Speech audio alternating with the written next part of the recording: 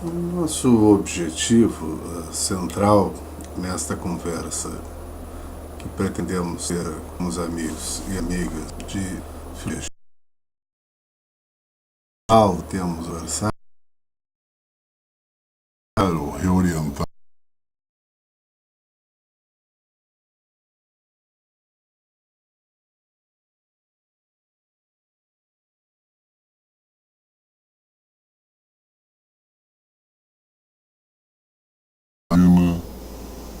e aquilo que ela de per si lhes pode estar ensejando. Nós começamos de uma forma geral com uma apresentação da filosofia, das razões do pensar filosófico, e procuramos, para melhor auxiliá-los na localização dos temas, indicar-lhes o livro da professora Marilena Chauí, Convite à Filosofia, e, de alguma forma, nos pautamos pela maneira, inclusive sequencial, como estão ali os assuntos que nos interessam e que, nos interessando, têm sido, espero, por vocês ali buscados. Nós, independentemente da professora Marilena Chauí diagramar a filosofia da forma como faz, cumpre dizer que ela, de alguma forma, reproduz aquilo que os autores dos bons manuais de filosofia também fazem. Uma espécie de categorização temática, uma espécie de coleta de temas centrais da atividade filosófica, com os seus respectivos desdobramentos internos e as suas preocupações mais específicas. Dessa forma, nós passamos a conversar com vocês, e ainda estamos assim fazendo, sobre assuntos como a razão, como o conhecimento, como a verdade, como a religião, e estamos preparando terreno para conversarmos sobre as ciências. Deixamos de lado, por uma questão de estratégia da nossa disciplina esse ano, dois assuntos básicos, a lógica e a metafísica. E depois, para finalizar esse semestre, depois dos estudos sobre as ciências, nós iremos tecer algumas considerações gerais sobre a praxis, sobre o mundo da prática, e qual a possibilidade que a filosofia, por sua inserção neste mundo, tem para auxiliar-nos a viver e auxiliar-nos a morrer. Porque, entendamos bem, desde os tempos antigos, a filosofia se prestava ao esclarecimento dos vivos e à preparação destes vivos para a morte sem assombros. Dessa maneira, nós lhes mencionamos algo sobre a atividade racional, salientando que a razão tem sido assim caracterizada como sendo esta condição muito específica, muito definida da espécie humana para organizar o pensamento. A razão que nos anima é uma razão de progenie grega, a razão que nos anima é a razão que traz consigo o feitiço argumentativo da filosofia grega, e é através deste modelo de razão que nós vimos ser fundado o pensamento, por assim dizer, no Ocidente. ainda que falemos em filosofias orientais, ainda que falemos em zoroastrismo, em budismo, em brahmanismo, em shintoísmo, em zoroastrismo, enfim, nessas filosofias orientais, é preciso que nós digamos, e para isso nos alertam os autores, é preciso que nós digamos que a nossa filosofia é a filosofia grega e que estas filosofias orientais, pelas suas características, não podem ser assim consideradas filosofias desde um ponto de vista, evidentemente, da compreensão do que seja filosofia para o mundo grego, né? E depois greco-romano. Não há possibilidade de inserção consciente, voluntária, de elementos mágicos ou de elementos incomprováveis e apenas de crença dentro do ambiente da filosofia que esposamos, pois que ela, ao contrário, procura refutar, procura rear a presença de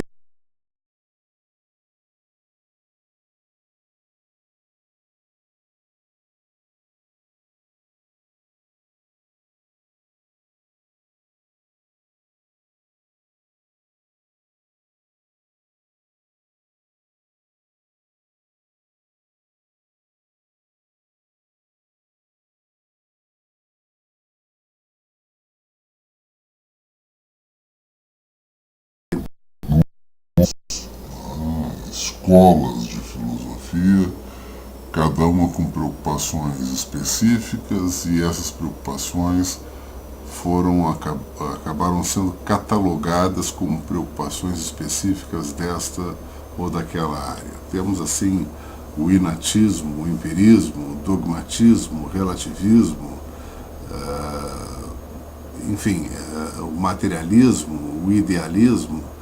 Não vamos por aqui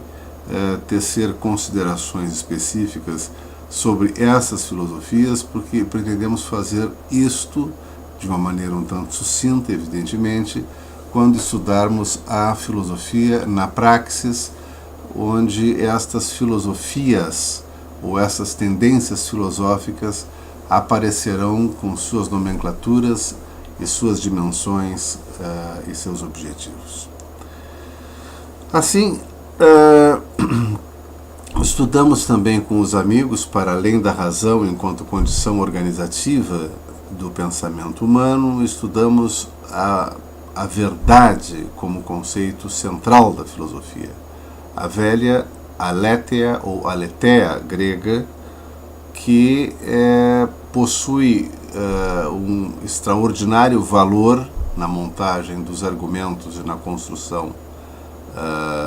de algo confiável, e que exatamente na potência desse seu valor vê residir o seu poder. Aquele que possui um domínio maior da verdade, a despeito das relativizações que possamos fazer sobre ela, aquele que é mais capaz de demonstrar como verdadeiro o seu argumento, ou como condizente com a verdade a sua prática, detém mais poder em vários sentidos do que aquele que não tem estas condições, ou pelo menos aquele que tem um argumento mais frágil e uma prática mais duvidosa. A verdade é, portanto, além de algo que é intrinsecamente valioso na forma de ser dos humanos, é também a sua posse, o seu domínio, um elemento que empresta poder a quem o detém. Estas verdades, no entanto, ao longo do tempo, ou a verdade ao longo do tempo, pode ser vista centralmente de duas formas: as verdades reveladas e as verdades ditas construídas. As verdades reveladas são aquelas que nós passamos a professar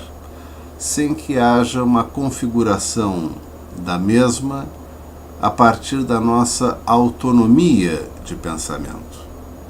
a partir da nossa autonomia emocional. Não, a razão e a emoção das verdades reveladas podem até nos atingir, mas não são genuinamente gestadas em nós, são heterônomas. Por exemplo, as verdades religiosas, a verdade ou as verdades contidas nas escrituras sagradas de uma dada religião, por exemplo, do cristianismo e particularmente no nosso meio da religião católica, apostólica romana. A maneira como as escrituras sagradas se revelavam faziam com que nós reproduzíssemos estas verdades, ou estas supostas verdades, apenas porque estavam inseridas na tradição potente de uma crença que exercia poder real ao longo da história e que, uma vez não professada, tal verdade poderia inclusive gerar perseguições inomináveis aos então, quem sabe, hereges. Durante séculos, o Ocidente viu-se envolto nas brumas das verdades reveladas pela tradição cristã, mormente da Igreja Católica Apostólica Romana, e isto ocorre até hoje, menos evidentemente na Igreja Católica, que arrefeceu o seu ânimo da forma como ele o fora há 2, 3 ou 4 séculos atrás, ou até mais. Não é? É preciso dizer-se que a Inquisição na Europa Central foi uma Inquisição medieval, mas a Inquisição Ibérica já se passa na Idade Moderna para fins de historiografia oficial. Na Espanha, ela eclode lá por 1470 e em Portugal, cerca de 50 anos depois. Em Sevilha, na Espanha, em primeiro lugar, com seus terríveis autos de fé e com o famoso inquisidor-geral Tomás de Torquemada, e na Espanha, em Lisboa, essencialmente, uns 50 anos depois, mas já na Idade Moderna, considerando-se Idade Moderna aquela que os livros vão chamar a partir de 1453, com a queda da Bastilha. Com a queda de Constantinopla. Vistas as coisas desta forma, podemos dizer que existe um outro tipo de verdade, que é este que começa a seduzir os seres humanos a partir do enfraquecimento do poder religioso e do fortalecimento do entendimento secular, do conhecimento laico, o que se dá na transposição, inicialmente, da Idade Média para a Idade Moderna, sem, evidentemente, isto tudo desaparecer como num estalar de dedos. Como dissemos há pouco, a própria Inquisição na Península Ibérica é uma Inquisição moderna e não medieval. Então, de qualquer maneira, em meados do século XV, começa-se a perceber que o Deus institucional católico se enfraquece, que existem algumas fragilidades nas relações dos reis com os papas, que existem algumas cisâneas nas pretensões entre o poder secular dos monarcas e o poder religioso dos líderes cristãos, e particularmente católicos, na fatia de história que estamos aqui escolhendo para conversar a respeito. E vamos notando então que este Deus enfraquecido vai fazendo com que se abra um grande buraco no chão e as pessoas de então acostumadas à tradição da verdade revelada sintam-se perdidas, sozinhas, em desespero, em grande desassombro. Ou seja, o Deus garantidor já não é um Deus assim tão poderoso. Montaigne é um dos primeiros, quem sabe o primeiro grande pensador a dar-se conta desta estranheza, desta vertigem, desta ruptura. Ainda que, do ponto de vista histórico e até filosoficamente mais técnico, nós localizemos nas figuras emblemáticas de René Descartes, na França, e de Francis Bacon, na Inglaterra, aqueles pensadores que realmente inauguraram a modernidade. Descartes, essencialmente, com seu racionalismo, e Bacon com sua contraposição empirista. Mas Michel de Montaigne, um pouco antes, dá-se conta e pergunta: qui c'est, qui suis-je e que sais-je? Quem sou eu e o que eu sei? Perguntas absolutamente inoportunas algum tempo antes de Montaigne e mesmo em seu tempo, porque eram perguntas incompatíveis com as certezas e garantias advindas das interpretações oficiais da escritura sagrada, traduzida nos eclesiásticos de talento algum, e entenda-se nessa fase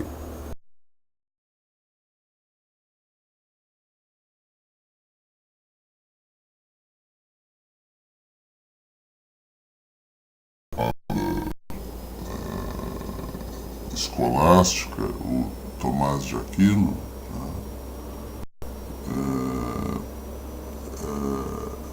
que procura na sua Suma Teológica fazer a prova racional da existência de Deus, uma prova teológica de ordem racional da existência de Deus para confirmar que a crença não estava solta no espaço,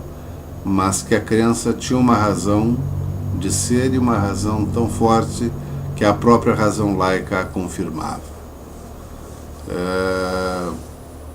A verdade, então, um desses assuntos da filosofia, para não nos alongarmos mais, aparece ao longo dos anos como tendo essa bifurcação essencial. Ou é recebida como pronta e acabada, revelada,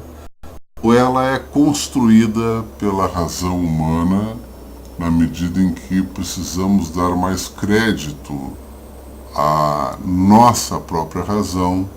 do que ao método da fé. E é por isto, por darmos muito crédito à nossa razão e por precisarmos colocar no lugar de Deus um conhecimento suficientemente confiável, que lentamente vamos cultivando o que passamos a chamar de ciências, inicialmente ciências da natureza, depois ciências humanas, as chamadas humanidades. Ciências humanas só mais perto do século XX é que vão ser chamadas como tal. O conhecimento, nós falamos a vocês que tem várias formas de ser produzido. Mencionamos a percepção, a memória, a imaginação, a linguagem, a ideia, a mente, o pensamento, enfim. Tivemos uma série de conceitos que trabalhamos em aula para mostrar-lhes como todos eles funcionam mais ou menos de forma conjunta para criar aquele estado de informação que nos permita dizer que algo conhecemos. E através deste conhecimento, verificar que a nós é dado o poder de conhecer, o poder de conhecendo mais chance de vitória.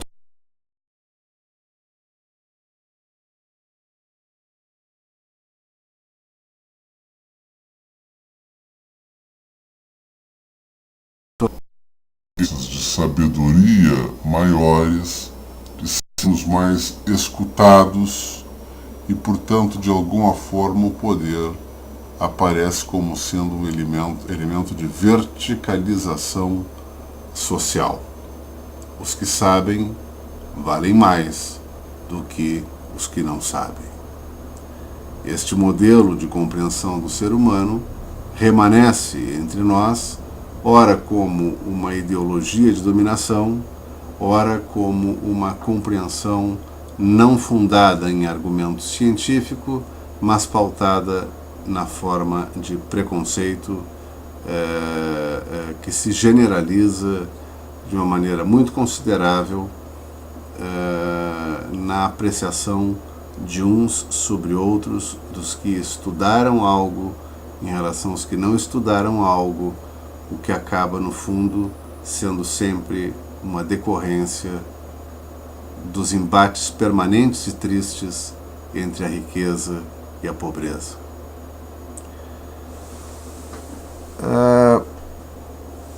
Nós queríamos então deixar aos amigos estas informações para dizer-lhes que no momento em que estamos em nossa matéria, estudando a modernidade, o seu aparecimento, que a modernidade, nada mais é, além de um tempo que vem posteriormente à Idade Média, nada mais é do que um tempo em que floresce uma categoria filosófica importante, que vai ser criada por Descartes, e talvez até antes dele por Montaigne, mas que vai ser chamada como tal já no idealismo alemão 3 séculos depois, quase isso, lá por Hegel, a figura do eu pensante, a figura do sujeito que pensa e que, ao pensar, se torna alguém que merece um olhar moral. E é exatamente este eu pensante que, merecendo um olhar moral, vai na filosofia iluminista conceber a ideia de direitos e deveres para a administração de um Estado de Direito mediante o regime da democracia representativa. Isto vem desde o cogito ergo sum, o penso logo existo, do René Descartes, no seu discurso sobre o método e suas dúvidas metódicas, duvidando de tudo com igual valor em relação àquilo que cria, para chegar a um último momento em que ele não pode mais desdizer-se, ou seja, ele pensa e não pode dizer que não pensa, e, portanto, do ponto de vista estritamente lógico, na perspectiva cartesiana, este pensar é o mesmo que existir. Por isso, ele pensa, logo existe. Este sujeito que pensante existe é um sujeito que vai amadurecer na história dos séculos a ideia de que precisa moralizar-se, moralizar a vida humana, aumentar o respeito entre todos, cultivar a democracia, aumentar a representação e, enfim, nascer dignamente diante do conceito tão caro à Revolução Francesa, mas que hoje flana tão perdidamente da sua própria origem entre nós, que é o conceito de cidadão.